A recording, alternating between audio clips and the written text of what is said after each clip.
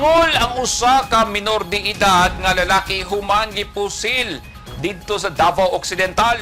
Giila ang biktima nga si alias Marmar, 17 anyos, residente sa Tibungoy, Poblasyon Santa Maria, Davao Occidental. Subay sa report sa kapulisan, daling girespondihan sa Santa Maria Municipal Police Station ang insidente o nagpahigayon og hot pursuit operation. Nadakpan sa mga pulis ang suspect si alias Dave, 17 anyos sab, nga residente sa Barangay Kisulad, Santa Maria, Davao Occidental.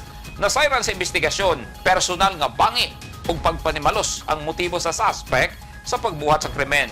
Gibato sumala pa sa grupo sa biktima ang grupo sa suspect. Una pa man nahitabo ang pagpamusil. Nasubay sab sa mga pulis ang lugar kung asa gilabay sa suspect ang gigamit ng pusil. Kasamtangan nga naa sa SPMC ang biktima. Nakakustodiya na ang suspect nga posibleng magatubang og kasong frustrated murder.